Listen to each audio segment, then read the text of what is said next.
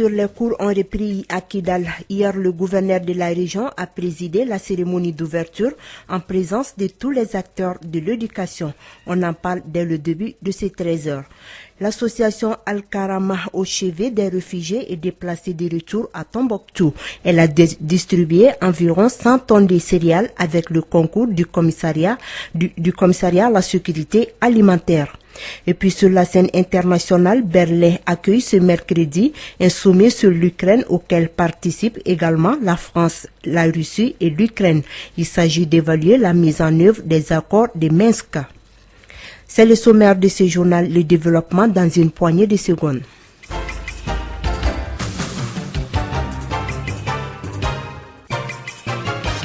Bienvenue. Tout d'abord, le chef de l'État a inauguré hier après-midi la station compacte de Kalabankoro. L'eau potable coulera à flot dans plusieurs quartiers de la capitale. L'ouvrage qui a été inauguré par le président Ibrahim Boubacar Keïta a une capacité de 18,5 millions de litres d'eau par jour. Le coût total de l'infrastructure s'élève à 9,4 milliards de francs CFA, financé par la Banque islamique de développement BID et l'État malien. Nous y reviendrons dans nos futures éditions. Je le disais en titre, les élèves de la cité de l'Adra des Ifora ont repris hier le chemin des classes. Après 4 années d'attente, le gouverneur de la région de Kidal a présidé ce lundi 17 octobre 2016 la cérémonie de rentrée en présence des enseignants, du directeur de l'académie de la région, des responsables de la CEMA et 2000 enfants. Kassim Traori. Les enfants de Kidal retrouvent le chemin de l'école. Cela après 4 années d'attente. L'année dernière, il y a eu une tentative d'ouverture des classes qui a échoué à cause des divergences entre les groupes armés et l'État malien. Cette année, les deux parties ont travaillé de commun accord afin que la rentrée scolaire soit effective dans la région de Kidal. Avant cette rentrée des classes, le directeur de l'académie de Kidal, 2 directeurs du centre d'animation pédagogique et 17 enseignants étaient sur place. Ils ont travaillé sur la rentrée scolaire pendant plus de 3 mois. Ce lundi 17 octobre 2016, la cérémonie d'ouverture des classes a été présidée par le gouverneur de la région de Kidal, Koina Ag Amadou.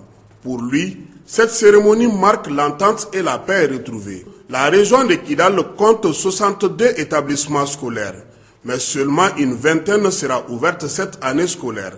En plus de la ville de Kidal, les enfants de Tessalit et Anefif pourront aussi reprendre le chemin de l'école.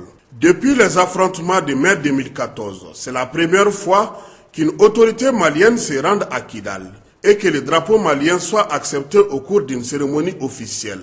On peut dire qu'avec cette cérémonie, la rentrée des classes est effective dans la région de Kidal et que les responsables de la CEMA, pour une fois, ont respecté leurs paroles données.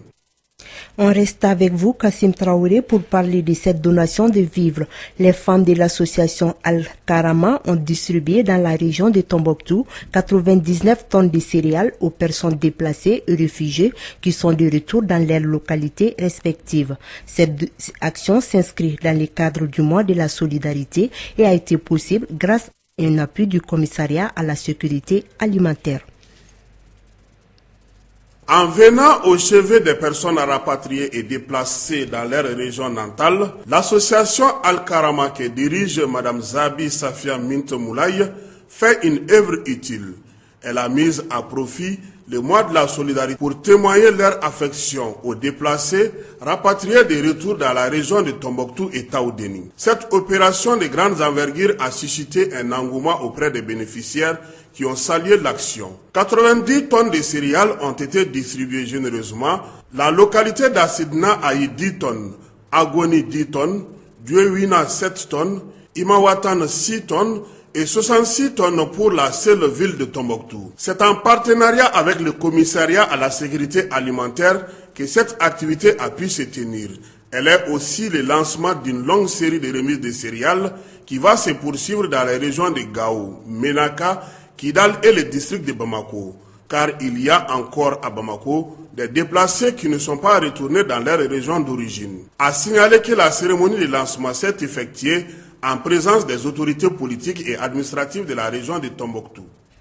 Promouvoir l'entrepreneuriat féminin, c'est le but d'une rencontre qui s'est tenue hier à Bamako sous le thème sensibilisation sur l'inclusion financière des femmes et des jeunes.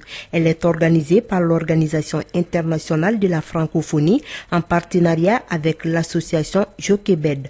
Astan Diawara reportage. Cet atelier vise à promouvoir l'entrepreneuriat féminin au Mali et créer des conditions pour les femmes de gagner leur vie. Adam Awan, administrateur général de l'Organisation internationale de la francophonie. L'entrepreneuriat, c'est une activité innée à l'espèce humaine et on sait aussi combien les femmes sont dynamiques, créatrices et comment dans le secteur informel, elles arrivent justement à créer des conditions pour gagner leur vie. Maintenant, c'est aller au-delà, pouvoir les organiser à structurer, bénéficier de crédits, à pouvoir programmer, à rechercher des marchés, aussi à avoir les capacités de création d'entreprises dans des filières qui sont elles-mêmes porteuses. L'association Joquebed s'engage à aider les femmes pour le progrès de l'entrepreneuriat. Nelly Wende, présidente de l'association Joquebed. Avec le numérique, on les aide à améliorer non seulement leur éducation, mais également à faire de l'entrepreneuriat. Parce qu'on sait qu'il y a deux moteurs pour le développement. C'est l'éducation, le numérique, pour faire le renforcement des capacités des jeunes qui sont en difficulté scolaire. Mais on utilise également le numérique pour aider les femmes qui ont déjà des entreprises en mettant leurs articles sur une page Facebook pour pouvoir atteindre davantage de clients. Oumou Touré, présidente de la CAFO. Cet atelier vient à point nommé car aujourd'hui il est indéniablement reconnu que l'Afrique tarde à participer dans la mondialisation parce que les outils clés de cette dernière ne sont pas encore maîtrisés, surtout par la composante la plus nombreuse pour parler d'elle, alors que celle-ci constitue plus de la moitié de ces ressources humaines acquises dans tous les domaines du développement. Quel développement n'est possible en continuant de laisser en marge la grande frange travailleuse de la population qui sont les femmes. Joquebed œuvre pour l'entrepreneuriat au Mali.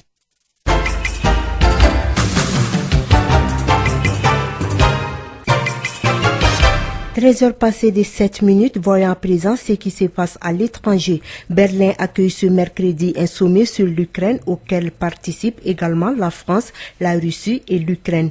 Il s'agit d'évaluer la mise en œuvre des accords de Minsk réunis à l'invitation de la chancelière allemande Angela Merkel. Ce sommet permettra d'évaluer la mise en œuvre de Minsk et de discuter des prochaines étapes du processus en vue d'un règlement de la crise à l'est de l'Ukraine.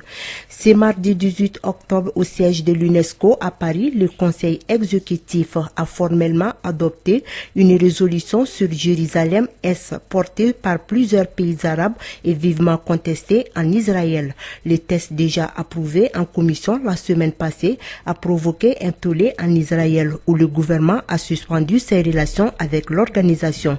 Il faut rappeler que le projet dénonçait les empiètements israéliens sur l'autorité de la Jordanie, les incursions israéliennes sur l'esplanade des mosquées ou encore les restrictions d'accès imposées aux fidèles musulmans.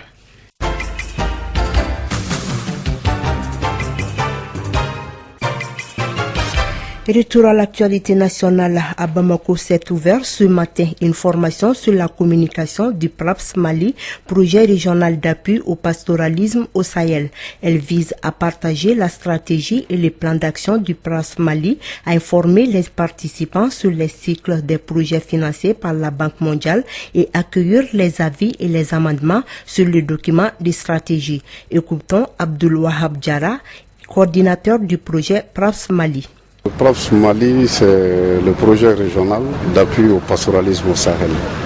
Bon, régional pourquoi? Parce que le Mali est avec 5 autres pays, donc le Sénégal, la Mauritanie, le Niger, le Burkina et le Tchad, dans ce projet qu'on a appelé un projet régional d'appui au pastoralisme au Sahel. Donc c'est un projet d'appui aux pasteurs et agro-pasteurs dans le Sahel. Le projet a comme objectif principal de pouvoir améliorer les productions animales des pasteurs et agro-pasteurs et également en fonction des différentes crises majeures que les pasteurs et agro-pasteurs traversent, le projet pourra dans son programme et plan de contingence intervenir auprès du gouvernement malien pour pouvoir en quelque sorte gérer les crises pastorale. Et ça, c'est dans tous les pays proches du Mali. Donc, c'est ce qui le distingue dans beaucoup d'autres projets intervenant dans le domaine de l'élevage. Donc, c'est une réponse aux crises pastorales. Et également, dans ce même le projet également travaillera sur une facilitation de l'accès au marché des animaux et produits animaux des pasteurs et agropasteurs. Abdul Wahab Diara, coordinateur du projet PRAPS Mali, était au micro d'Astan Diawara. Sur un autre sujet, la 3e session ordinaire du Conseil du district, session budgétaire 2016, s'est déroulée hier à Bamako. Au cours de cette session, il a été question du taux de réalisation de la mairie, de la contrefaction des documents et du défi à relever dans le secteur de l'assainissement à l'approche du sommet Afrique-France. Écoutons Adama Sankare, maire du district de Bamako. Il est au micro de Mariam Gaba. Nous sommes à 52-53% de réalisation. Le constat aujourd'hui, c'est moins le taux d'exécution que les problèmes liés à la non-obtention des objectifs que nous nous sommes fixés.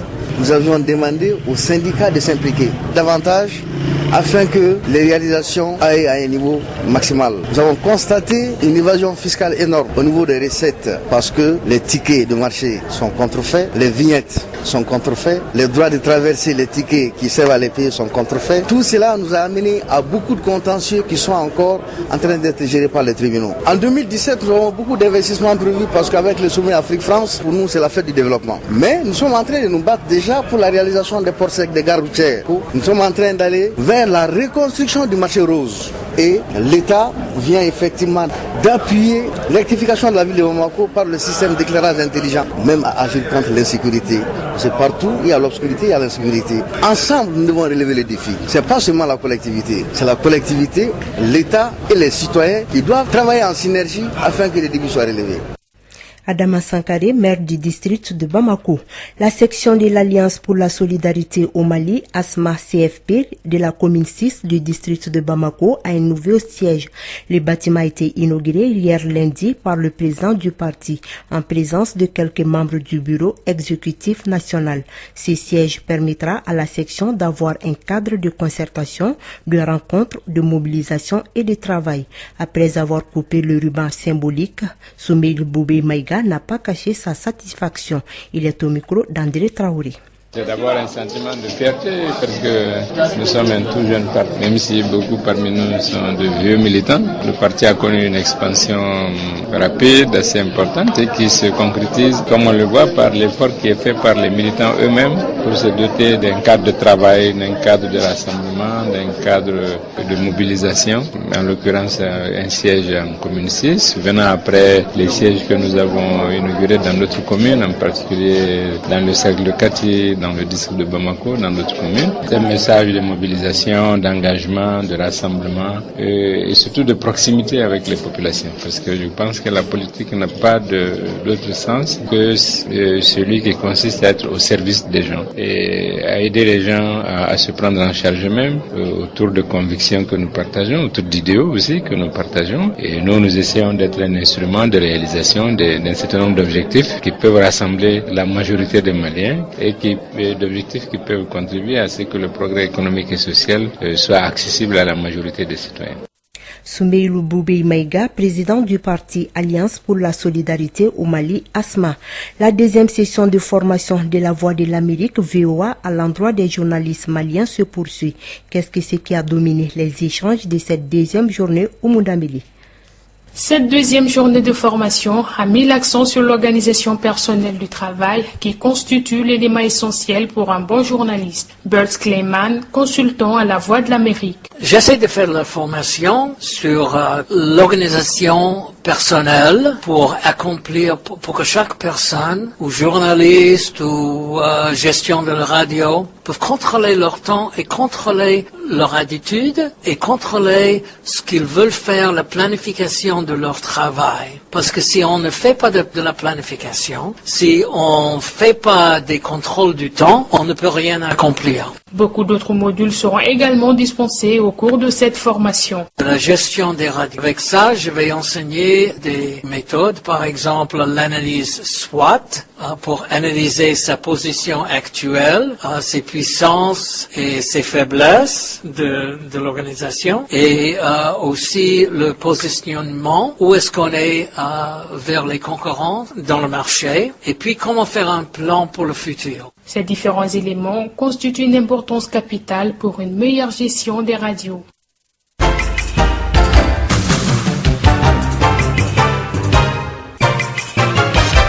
Le Mali, à l'instar de la communauté internationale, a célébré la journée internationale du lavage des mains le week-end dernier.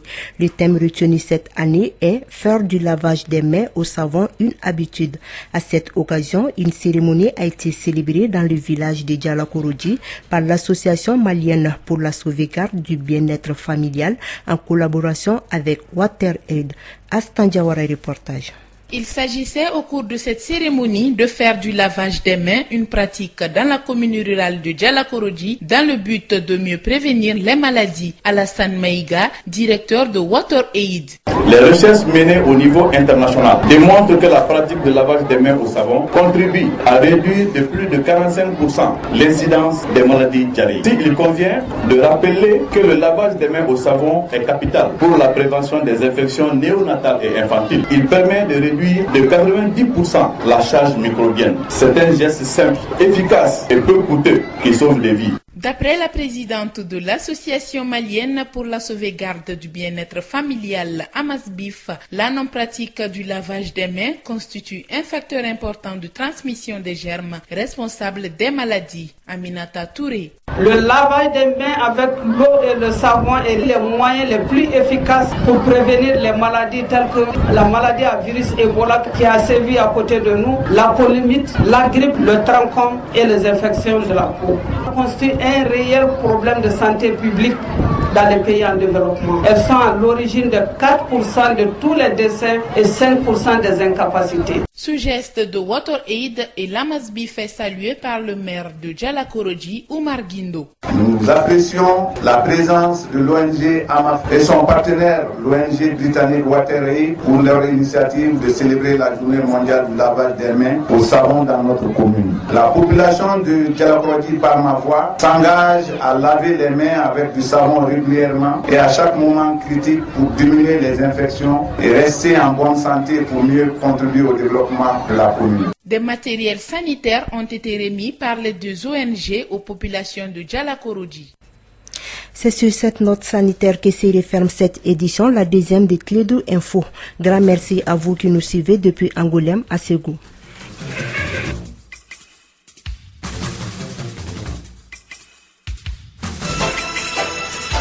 Radio Clédou, le journal avec Sotelma Malitel.